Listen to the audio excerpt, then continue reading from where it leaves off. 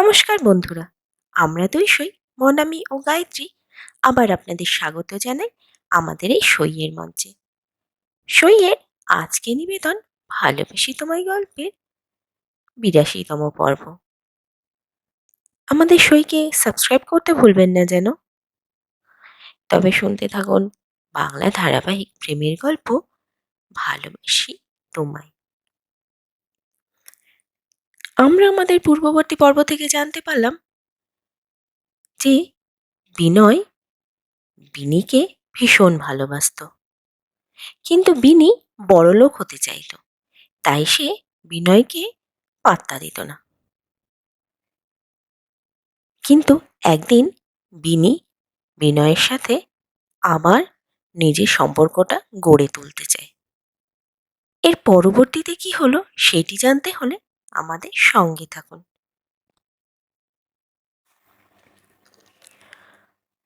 অনেকবার সম্পর্ক হয়েছিল আমাদের। আমি তখন বিনিতে পাগল। বিনি ছাড়া আমার কিছুই নেই। এমনি এক মুহূর্তে বিনি আমার কাছ থেকে একদিন সরে গেল।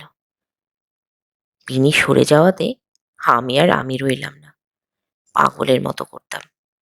ও যেখানে যেখানে যেত সব চষে বেড়াতাম, কিন্তু বিনি কিছুতেই মানে না। ওর বিরহে এমন অবস্থা হলো, আমি পুজো আচ্চা গণনা সব ছেড়ে বসে রইলাম। এমনই এক মুহূর্তে বিনি আবার ফিরে এলো, জানালো ও বড়লোক হতে চায়। কিন্তু আমার মধ্যে বড়লোক হওয়ার কোনো চেষ্টাই নেই। ও বুঝে গেছে আমার দ্বারা কিচ্ছু হবে না। আমি চুপ করে থাকি, কি করব মাথায় ঢুকছিল না। বিনি বলল, যদি আমি ওর শর্তে রাজি থাকি তবে আমি বড়লোক হতে পারবো, আর আমাদের বিয়েটাও হবে।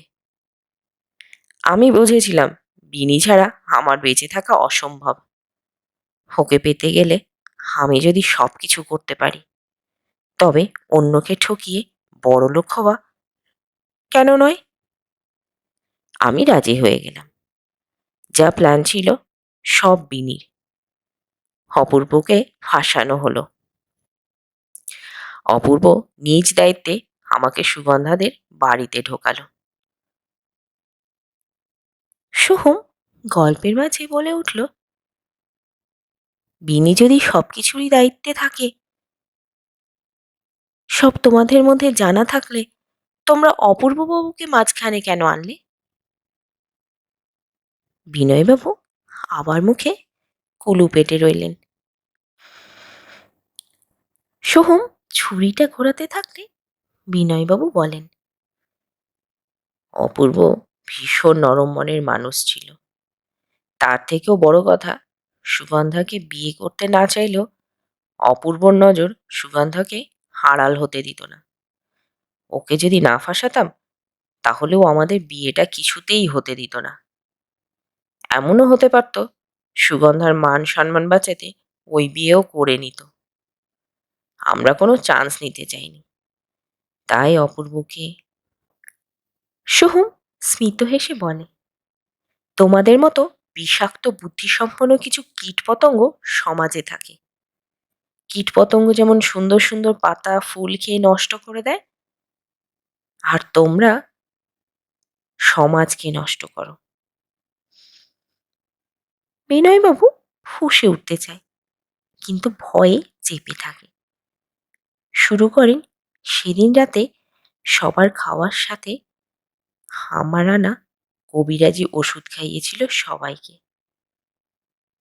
সুগন্ধাকে দেয়ার পরিমাণটা অনেক ছিল, যাতে ওটা নেশা কাটতে কাটতে সব কিছু নির্বিঘ্নে সম্পন্ন হয়ে যায়।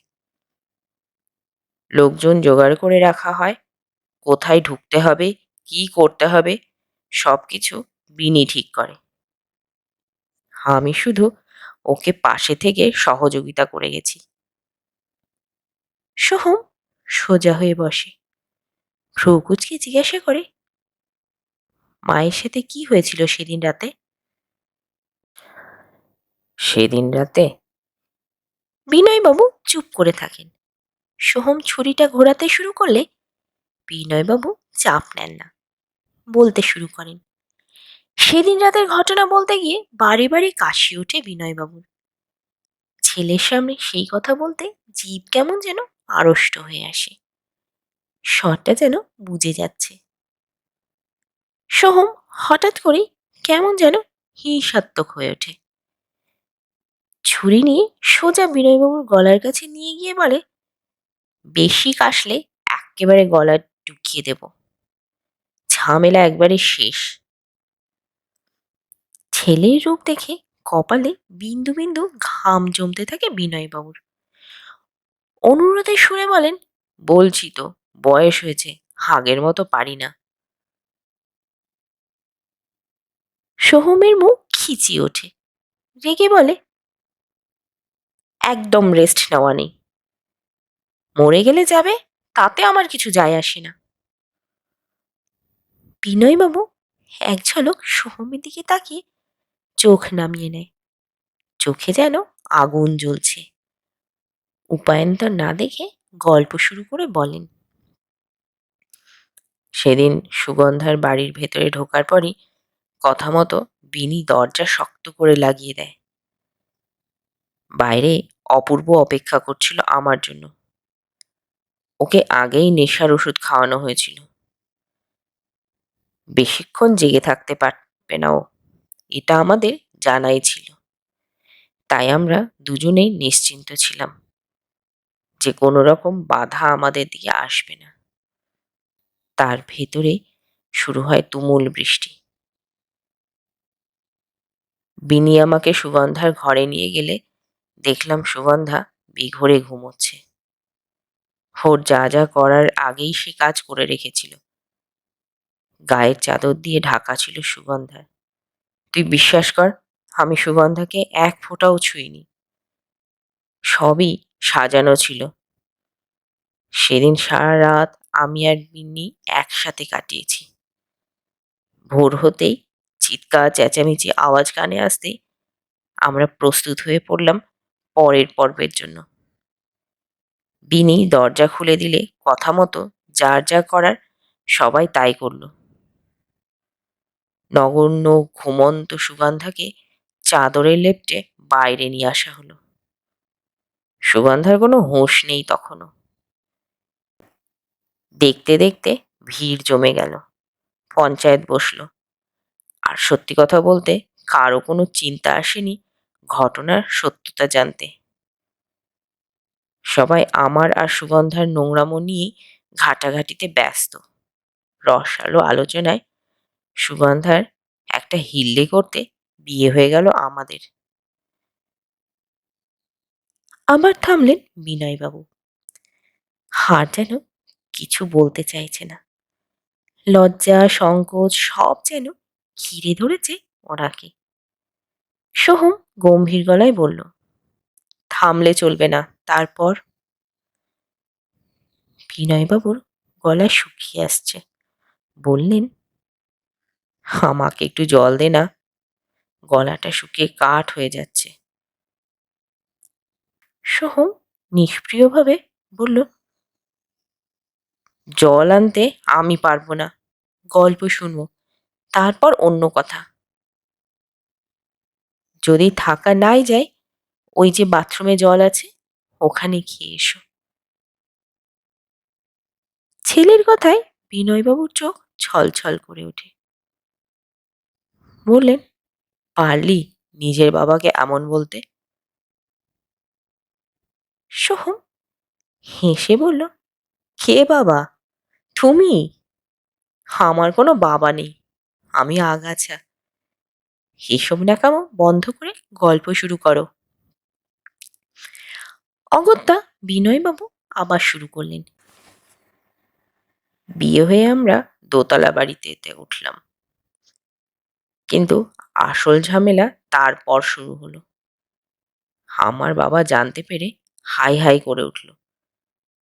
জুতো খুলে মার থেকে আরম্ভ করে গালিগালাজ কিচ্ছু বাদ রাখেননি। এত বড় ঘটনা ঘটাতে যাচ্ছি, কিভাবে তাকে বিন্দুমাত্র জানালাম না? যদি ফেঁসে যেতাম তবে কি হতো? আমার এই কর্মের জন্য তার চাকরি পর্যন্ত চলে যেতে পারত। আমি তার একমাত্র ছেলে। সুগন্ধার এই অবস্থায় মুখ খুললে পুলিশ কেস পর্যন্ত হতে পারত। আর এর পরিণাম কি হতে পারে ভেবে বাবা আমাকে বাঁচানোর জন্য উঠে পড়ে লাগলেন। প্রথমে সুগন্ধাকে কারো সাথে মিশতে না পারে সেই ব্যবস্থা করা হলো। বাবা বিয়ের পরের দিন গ্রামের কিছু মান্যগণ্য লোকজন নিয়ে সুগন্ধার বাড়িতে চড়াও হয়। টাকার বিনিময়ে শুধু আমাদের পক্ষে হয়ে বলার জন্য সুগন্ধাকে হাড়ও কালিমা লিপ্ত করা হয় সমাজের সামনে, যাতে ওরা মাথা তুলে কিছু ভাবার ক্ষমতা না রাখে। দাবি দেওয়া বাবদ বেশ মোটা টাকা বাবা আদায় করেন বাড়ির লোকজনদের কাছ থেকে। এমন এক পরিস্থিতি তৈরি হয় যে সমাজে টিকে থাকার জন্য সুগন্ধার পরিবার সিদ্ধান্ত নেয় যা সুগন্ধার সাথে কোনো রকম যোগাযোগ আর তারা রাখবে না। তো এদিকে স্বস্তি পাওয়া গেলেও যার জন্য এত কাণ্ড করলাম তা অধরাই রয়ে গেল।